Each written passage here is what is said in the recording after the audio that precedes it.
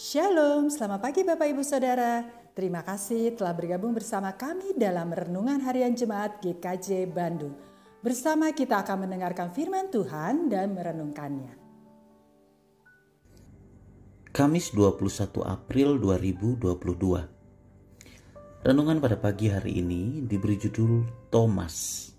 Didasarkan pada Injil Yohanes pasal 20 ayat 25 yang mengatakan, maka kata murid-murid yang lain itu kepadanya, kami telah melihat Tuhan. Tetapi Thomas berkata kepada mereka, sebelum aku melihat bekas paku pada tangannya, dan sebelum aku mencucukkan jariku ke dalam bekas paku itu, dan mencucukkan tanganku ke dalam lambungnya, sekali-kali aku tidak akan percaya. Demikianlah firman Tuhan bagi kita. Saudara-saudara warga GKJ Bandung yang terkasih, salah satu tokoh yang paling kita ingat di sekitar peristiwa Paskah adalah Thomas. Thomas diingat dan dikenal karena sifatnya yang tidak mudah menerima sesuatu kebenaran tanpa bukti yang cukup. Thomas adalah orang yang tidak gampang tergerak emosinya.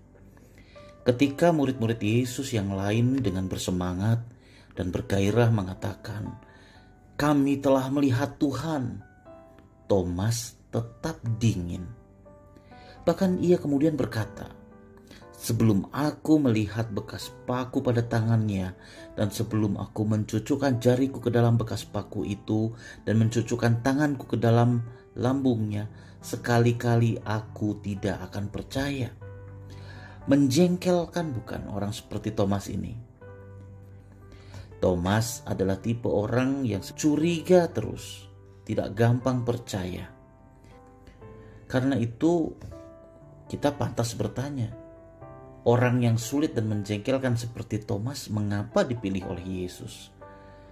Kalau kita, orang-orang sulit seperti Thomas ini, mungkin akan disingkirkan, dijauhkan. Tapi di sini berbedanya Tuhan Yesus dengan kita. Semua karakter orang yang beragam diterima oleh Yesus, diberi kesempatan untuk menjadi muridnya. Bahkan termasuk Yudas si pengkhianat ataupun Petrus si pengecut. Yesus menerima mereka. Saudara-saudara sekalian, di dalam kehidupan kita, kadang kita juga bertemu dengan orang-orang yang sulit seperti Thomas. Kita sering bertemu dengan orang yang keras hati dan tidak mudah untuk diyakinkan. Oleh karena itu pula lah mungkin pernah ada sebuah buku yang menulis tentang bagaimana menghadapi orang-orang yang sulit. How to cope with difficult people. Buku ini laris. Kenapa? Karena banyak orang berhadapan dengan orang-orang yang sulit.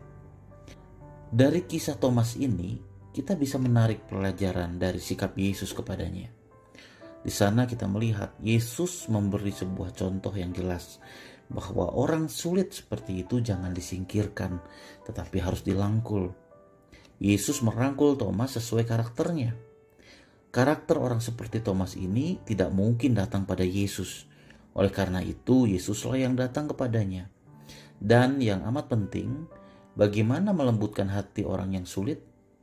Dengan kesabaran dan dengan memberikan bukti. Saudara-saudara sekalian, dalam hidup tidak jarang kita bertemu dengan orang-orang yang sulit. Kita harus bekerja bersama atau tinggal serumah dengan orang seperti itu.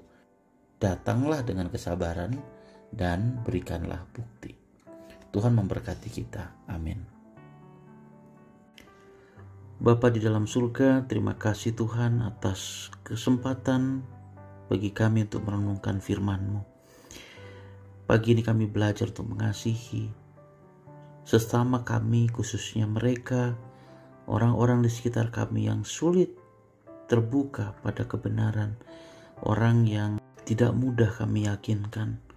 Biarlah kami boleh mengasihi mereka, biarlah kami boleh sabar dan memberikan bukti dari kehidupan kami.